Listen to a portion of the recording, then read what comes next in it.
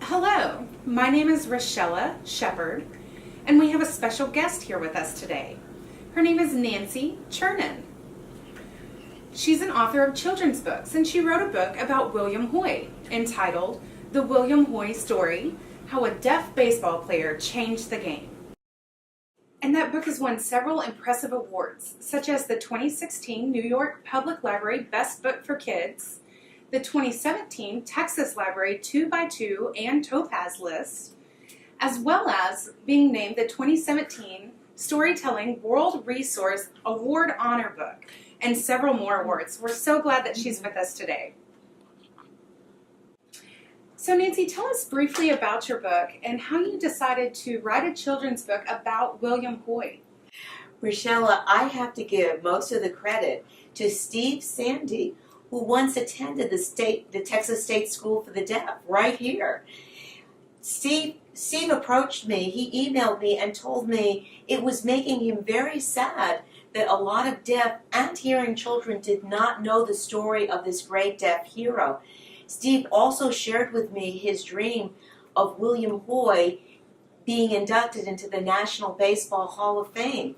The more Steve shared with me, the more I realized Steve was right. I wondered, what can I do to help? And I came up with the idea of writing a children's book, because if the children agree he should be in the National Baseball Hall of Fame, they will help make it happen by writing letters. And do you know, so far, kids have written more than 800 letters that we've sent to the National Baseball Hall of Fame, and we're hoping for many more before the next vote in 2020.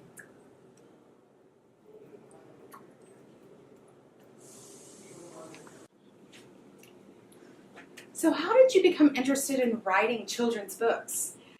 I am the theater critic for the Dallas Morning News, but one thing many people didn't know about me was my passion for books, and particularly for children's books. I was someone who I'm always happiest in a library. One of my biggest thrills in life was when, as a kid, I graduated from the children's card where you could only take out 2 books to the grown-up card where I could take out 12 at a time. That made me so happy. So I just have always loved children's books. I dreamed of writing them one day, but it wasn't until I became friends with Steve Sandy and I felt that this book had to be written that I wrote my first one. I have since sold 4 more.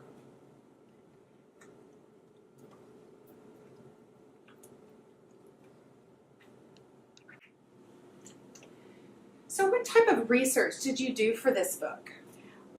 Well, the best research I did was becoming friends with Steve Sandy, because Steve is the ultimate expert on William Hoy. He had all of the newspaper articles from the 19th century, where some of them didn't even have photographs, they just had drawings. And he had letters, he had journals, he had the photographs of Hoy dating back to when he was 7 years old. Steve, I should add, is also a friend of the Hoy family, so they gave him access to everything. And I read and I read and I read and I studied and I studied, and I also would go back and ask Steve questions to make sure I understood, and he was so patient with me. Wow. Now, what type of challenges did you have while writing this book? That question makes me laugh, because remember I told you I had this brilliant idea that if I wrote a children's book, all the children would help us by writing letters to the National Baseball Hall of Fame? Well, this was a wonderful idea, but the only problem is I had never written a children's book before. And as a professional journalist, I assumed it would not be difficult. As a matter of fact, I said to myself, how hard could it be? And I soon learned that writing children's books is a very challenging thing. You only get to work with 700 or 800 words that are illustrated, but you have to make that story engaging. You have to make the child feel William's journey. You have to be right there. You have to have want them to turn every page. And I learned I had to go and take classes in writing children's books. It took me 13 years of studying how to write the children's book while I was doing the research provided to me by Steve to get this right. And finally, I have an agent now, a wonderful agent, Karen Grenzick of Red Fox Literary, who loved the story, and she sold it to Wendy McClure, an editor at Albert Whitman and Company, who loved the story, and that's how it happened. But it did take a long time before I learned that I needed to learn the craft.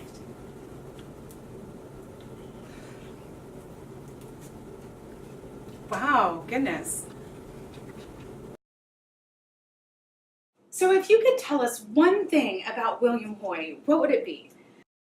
Rochella, this is your toughest question so far, because this man lived such a long and fascinating life. He lived 99 years, from Abraham Lincoln to President John F. Kennedy.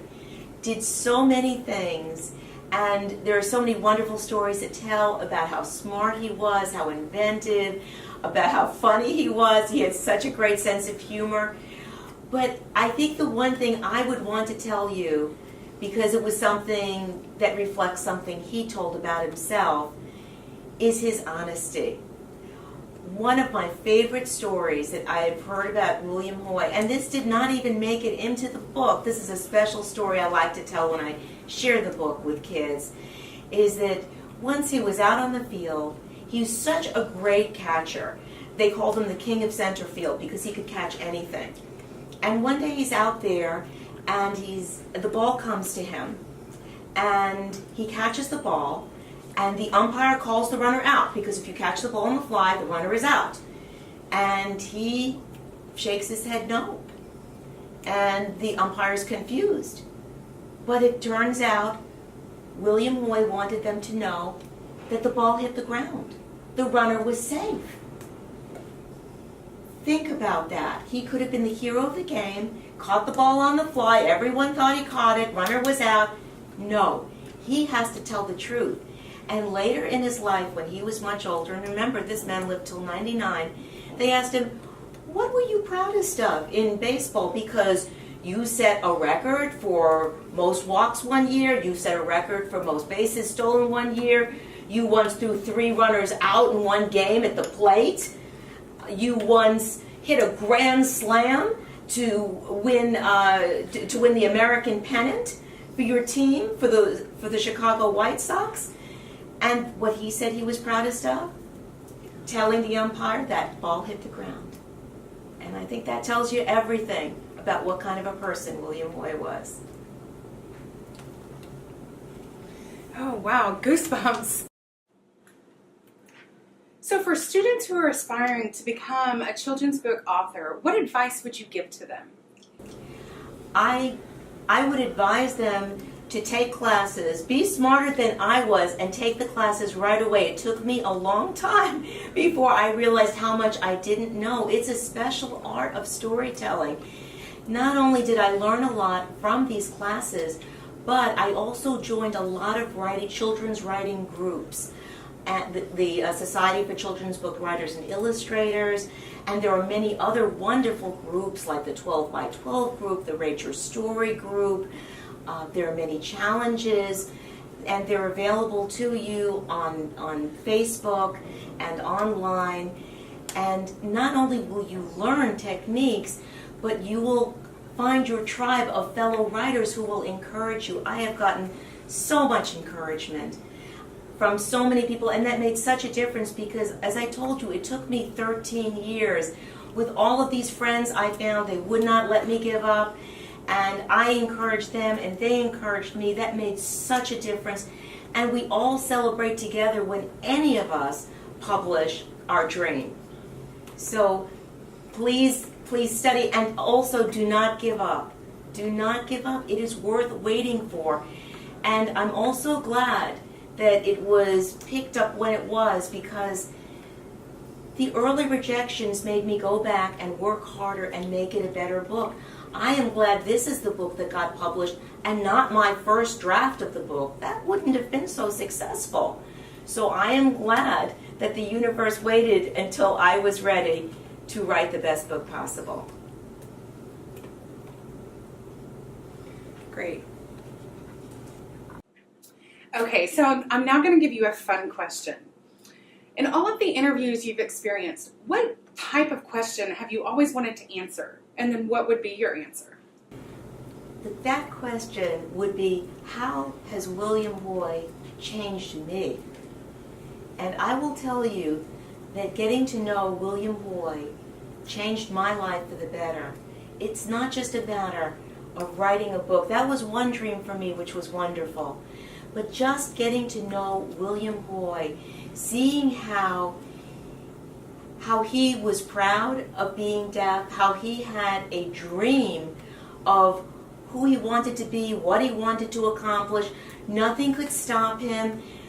There were people in the hearing world who were not kind, who made fun of him for being different. Never made him feel bad about himself. He was a proud man. He just found his way to connect with them. He didn't hold grudges. I don't think this man had any enemies. He just made friends wherever he went. And he didn't give up. And that inspired me. It made me think, well, I'm writing this book. I'm having some challenges here. I've never written a children's book before. And in the beginning, I got a lot of rejections. And some people said to me, why are you even doing this? You write for the newspaper. You have a fine job. Why are you doing this? But I made a promise. I had a dream. I had to fulfill it.